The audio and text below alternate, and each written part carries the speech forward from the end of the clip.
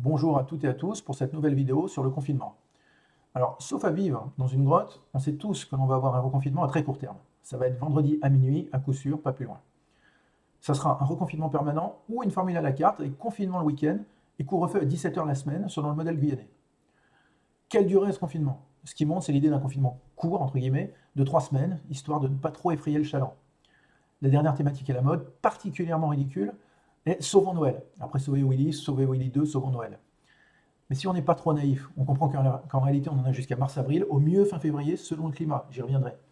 D'ailleurs l'état d'urgence sanitaire a été prolongé jusqu'au 16 février, donc c'est une date minimum. Je ne vais pas disserter sur l'aspect dictatorial de notre situation, je ferai une vidéo sur le concept de dictature parce que trop de gens pensent que seul Hitler était un dictateur, mais bon. Ceux qui pensent que notre réponse est proportionnée à la menace ne changeront pas d'avis et je n'ai pas les moyens intellectuels de les faire changer d'avis. Je dirais simplement que je ne leur souhaite pas de connaître une épidémie réellement dévastatrice, telle que la grippe espagnole, la peste ou du bioterrorisme, et le bioterrorisme, ça arrivera, parce que si on considère que l'enfermement collectif, c'est la bonne réponse au Covid, alors pour du bioterrorisme, ce sera la fin de la civilisation, ni plus ni moins. Certains, d'ailleurs, l'appellent de leur vœu, et pas que les décroissants, et ça c'est inquiétant. Donc pourquoi le confinement? Deux raisons. D'abord, ce qui sous-tend le raisonnement, c'est toujours la même idée depuis mars, qu'il y aurait des centaines de milliers de morts si le système hospitalier était débordé. Contre toute réalité, je l'ai montré ailleurs. Le système hospitalier va être débordé, mais l'idée de centaines de milliers de morts est absurde. Mais là encore, les slogans pas de liberté sans vie, ou la solidarité plutôt que l'égoïsme, ou protégeons les plus faibles, dispensent les citoyens de s'engager dans un effort de pensée. On s'achète une morale à bas prix. Ça fait de nous une bonne personne et ça suffit à bien dormir. Et bien dormir, c'est important en politique. Entre parenthèses, l'idée que l'élite ou la technostructure sont seuls responsables et stupides. Le premier responsable, c'est le peuple. En acceptant de remettre sa capacité de penser aux mains des experts, de ce qu'on appelle la technostructure, il est coupable de ce qui lui arrive et de ce qui va lui arriver. Autour de moi, 98% des raisonnements se résument à « ils savent mieux que moi, je ne suis pas épidémiologiste ». Comme si un citoyen raisonnablement éduqué et cultivé n'était pas capable de comprendre des enjeux de n'importe quelle problématique en s'appliquant un peu. Et ça, c'est une des grandes victoires de la technostructure. Seuls les experts peuvent parler, pas les citoyens qui n'ont pas les compétences. Mais si ce sont les experts qui délibèrent et décident, c'est une technocratie, c'est pas une démocratie. Et moi, je suis démocrate, je suis pas technocrate. Bref, le logiciel fou qui consiste à vouloir contenir un virus à tout prix n'a pas changé. L'idée même, quand on y pense, qu'en s'enfermant tous, on va détruire un organisme vivant, tel qu'un virus, est particulièrement sotte. Un autre élément très important, c'est l'analyse des dernières données de contamination. La science, c'est quoi? C'est juste l'analyse des données. Et à partir de là, on bâtit des théories qui essayent d'expliquer au mieux le réel. C'est ça la science. Or, qu'est-ce qu'on voit aujourd'hui? C'est que l'Amérique du Sud, le continent le plus touché, montre un reflux des cas, contrairement à l'Europe, où on le voit, les cas flambent. Donc je conseille à tout le monde un article du Monde du 19 octobre qui s'appelle Seconde vague ou maîtrise, visualiser l'évolution d'épidémies dans 140 pays. C'est absolument passionnant pour se faire son avis par soi-même. Les courbes, elles ne sont pas idéologiques. Les courbes, elles reflètent une statistique et là, on peut se faire un avis vraiment clair. Donc je vais vous citer les pays dont les cas refluent. Inde, Brésil, Mexique, Pérou, Chili, Irak, Arabie Saoudite, Oman, Guatemala, Bolivie, Costa Rica, Panama, Venezuela, Paraguay. Bref, essentiellement, pas que, mais essentiellement des pays d'Amérique du Sud. En Amérique du Sud, on vient de sortir de l'hiver, on est au printemps. Donc, qu'est-ce qui explique là-bas la baisse des cas, alors que chez nous, en même temps, ça flambe? Est-ce que les gens, notamment les jeunes, sont devenus d'un coup plus responsables et moins relâchés en octobre qu'en juillet août? À Rio, à Bogota, à Lima? Est-ce que les jeunes feraient moins la fête au printemps qu'en hiver? Est-ce qu'ils sont en confinement? Non. Ou est-ce que peut-être le virus a une saisonnalité et il est sensible aux courbes de température? Comme je l'ai déjà dit, les argumentations sur le relâchement comme cause de circulation de virus sont d'une grande pauvreté intellectuelle. L'analyse des courbes du mois d'octobre le prouve de façon irréfutable. Alors moi j'espère qu'on n'entendra plus parler de cette théorie du relâchement, mais on en entendra parler quand même parce que la recherche de boucs émissaires, elle est profondément inscrite dans nos gènes. Avant c'était les juifs, maintenant ce sont les jeunes, et c'est pas étonnant dans des sociétés qu'on pourrait qualifier de gériatriques de ne pas aimer les jeunes. Mais c'est triste. En tout cas, voilà comment la technostructure, qui disait le contraire il y a encore 3 semaines, affirme qu'elle a toujours su que le virus était saisonnier. Du moins avait une saisonnalité. Il ne disparaît pas dans une saison, mais il est plus fort dans certaines. Là, je vous prends tous à témoin. On a tous entendu la technostructure médicale nous dire en août et en septembre qu'il n'y avait pas du tout de saisonnalité. Bref, le Covid, il aime le froid, et on peut raisonnablement penser que le froid en France va durer tout l'hiver. Donc comme le virus aime le froid et que le froid va durer, nos spécialistes anticipent, à mon avis à juste titre, une forte circulation pendant 5 mois, c'est-à-dire beaucoup plus longue qu'en 2020, début 2020, et donc une sursaturation des réanimations. Je fais une petite parenthèse, l'Institut Pasteur avait dit, fin octobre, 100% des lits seraient occupés en réanimation. On est à 60. Encore une fois, elle se plante, encore une fois une hypothèse trop catastrophiste qui appuie des décisions trop liberticides et disproportionnées. Fin de la parenthèse. En tout cas, voilà l'enjeu. Un confinement de 4 mois au cœur d'hiver. Alors, j'avais pensé vous faire un petit programme en 2 points en commençant par un tableau comparatif des gains et des pertes du confinement, mais en fait, la peur est à un tel niveau que c'est inaudible. Voilà. Parler des libertés n'a plus aucun sens, puisque ça n'intéresse pas grand monde apparemment. La liberté est devenue un luxe. C'est pas ce qui fonde notre dignité d'être humain, c'est un luxe qu'on peut abandonner sans problème. Bon. De la même façon, parler de l'inéquité inouïe qu'on fait aux jeunes est tout aussi inaudible. Ce sont eux qui ont le plus d'interactions sociales, où il ne faut plus avoir d'interaction sociale. Surtout, c'est eux qui vont payer la facture, via la dette. Parce qu'évidemment, les banques centrales européennes créent de l'argent, ce qui nous permet de trouver des dizaines et des centaines de milliards pour faire les plans de relance. Mais cette création monétaire, elle n'a qu'un temps. La Banque centrale européenne ne va pas pouvoir faire ça très longtemps. Et là, ça va faire mal quand elle ne pourra plus le faire. En tout cas, ce sont les jeunes, encore une fois, qui payent. Et ce sont toujours les mêmes, les boomers, désolé, qui risquent leur vie dans cette crise et qui, eux, ne font pas d'efforts. On pourrait au minimum imaginer une taxe sur les retraites pour qu'ils participent. Mais non, ce sont les jeunes à travers la dette qui vont payer. Je trouve ça personnellement révoltant. Enfin, c'est mon avis. Alors pour en revenir au confinement, un point très très important, le point central. Le confinement de printemps correspond à une baisse de la circulation de virus. C'est indéniable.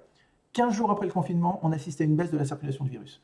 Du coup, c'est devenu une vérité scientifique selon la technostructure, à quelques exceptions près. C'est le confinement, et uniquement lui, qui a permis de réduire la circulation de virus. On sait que ça marche. Ouais, c'est ce qu'ils disent, on sait que ça marche, le confinement. Alors moi, je me demande, est-ce qu'une corrélation, c'est une causalité? Non. Mais là, évidemment, je vous entends penser, bah, pas toi, Samuel, tu deviens complotiste, c'est évident que le confinement a fait baisser la circulation de virus. Ok. Mais notez aussi que la baisse de la circulation de virus correspond également au début du printemps. Et accordez-moi qu'il a fait très chaud pendant le confinement. Donc la baisse de la circulation de virus correspond aussi à une augmentation de la chaleur. Si c'est le confinement qui stoppe la circulation de virus, alors le déconfinement en mai, comme le disait toute la technostructure médicale à l'époque, rappelez-vous, ils disaient tous, juste avant le déconfinement va mécaniquement, c'était le terme, augmenter les cas, puisque les gens vont se mélanger, donc ça va augmenter les cas. Résultat, mai, juin, juillet, baisse des cas malgré une hausse des tests. Au contraire, en observant les courbes du monde entier, on s'aperçoit d'une corrélation puissante entre courbe des cas et cycle des températures. Voir l'exemple actuel de l'Amérique du Sud, qui ne peut s'expliquer que comme ça. Si vous avez un meilleur modèle conceptuel, une meilleure théorie pour m'expliquer pourquoi l'Europe flambe en ce moment et l'Amérique du Sud voit une baisse des cas, je suis preneur, partagez-la. En outre, contre l'idée que le confinement a tout résolu, les courbes sont à peu près les mêmes entre les pays de chaque continent, qu'ils aient confinés ou pas. La Suède a pratiquement le même nombre de morts que la France. Le Brésil et le Pérou, c'est la même chose. En Europe, quel pays a pris les mesures restrictives les plus fortes? L'Espagne. Quel pays a le plus fort taux de mortalité? L'Espagne. Donc, quelle est la variable la plus explicative? Le confinement ou la courbe des températures? Pour moi, le confinement ne sert à rien, et pire, il est dangereux. Il nous donne, c'est vrai, une illusion de contrôle, mais au prix d'une explosion à venir. Une explosion sociale, politique, économique et sanitaire. Ce qui est frappant, c'est qu'on vit une époque qui n'aime pas la stratégie, qui n'aime pas tout ce qui n'est pas visible. Or, le confinement, c'est aussi un danger sanitaire, mais pour des raisons qu'on ne voit pas. Quel danger? Danger de dépression. Alors, ceux qui n'ont pas connu rigolent toujours, dépression, bon, allez, faire un effort, sourire à la vie, ça ira mieux. C'est pas ça une dépression. Une dépression, c'est quelque chose de grave, et le fait de ne pas avoir d'interaction sociale, bon, ça va augmenter les dépressions. On sait que les services psychiatriques sont déjà débordés, et si on a 4 mois de confinement, ça va être terrifiant. Plus grave que ça, les maladies non dépistées. Et là, on pense tout de suite au cancer. 140 à 160 000 morts par an, la première cause de mortalité. On sait que le premier confinement a entraîné une hausse massive des cancers non dépistés et des maladies graves non dépistées. On n'ose pas aller à l'hôpital parce qu'on a peur de prendre le Covid. On n'ose pas aller à l'hôpital parce qu'on se dit, bon, ils sont débordés, je ne vais pas les embêter, etc. Résultat, ça a provoqué des milliers ou des dizaines de milliers de morts de personnes qu'on aurait pu soigner si elles avaient été prises en charge à temps et qu'ils ne le seront pas. Et j'insiste, ce n'est pas le Covid qui tue ces personnes, c'est notre réaction au Covid. C'est vraiment pas la même chose. Troisième point, moi qui me met en rage pour le coup, ce qu'on appelle le syndrome de glissement. Édouard Philippe en a parlé devant une commission d'enquête parlementaire il y a quelques jours. Et surtout, Delfrécy, le président du conseil scientifique, avait dit, au sortir du confinement, il avait dit, il y a une chose que je regrette, c'est d'avoir confiné les EHPAD. Pourquoi? Parce qu'on a assisté à une explosion des morts par glissement. Le glissement, c'est quoi? C'est la première cause de mort qu'on peut lire sur les certificats de décès des personnes âgées. C'est-à-dire que le corps fonctionne, on pourrait vivre encore quelques années, mais on meurt parce qu'on n'a plus aucune raison de vivre. Voilà, tous les gens qu'on aime sont morts, on vit dans un mouroir, un EHPAD, on n'a plus de relations, plus de contact, d'échanges physiques et mentaux, on n'a plus envie de vivre, on meurt. Et on a assisté à une explosion de ces glissements, parce qu'une des rares joies de l'existence à cet âge-là, et quand on est dans cet état d'esprit, c'est peut-être de voir aussi ses petits-enfants, ses arrière-petits-enfants, de voir ceux qui vont nous succéder quand on ne sera plus là. Et on a empêché ça en confinant les EHPAD. Et Delfrécy l'a regretté. Donc, ça va être intéressant de voir si on reconfine les EHPAD. Parce que s'ils le reconfinent, alors qu'eux-mêmes ont dit, et qu'ils en sont donc conscients que le confinement des EHPAD provoque une explosion des morts par glissement, pour moi, ça serait criminel. Et là, moi qui suis contre la pénalisation des vies politiques, là, il faudrait les attaquer en justice. Moi, je trouve ça révoltant. En tout cas, personnellement, je suis convaincu que le confinement est un remède qui est pire que le mal. Alors, pour conclure, que faire? Pour moi, rien. Rien, parce que la situation politique, plus encore que la situation sanitaire, est hors de contrôle. La société est comme un poulet sans tête, qui panique, qui court partout, sans réfléchir, sans argumentation rationnelle. C'est mon avis.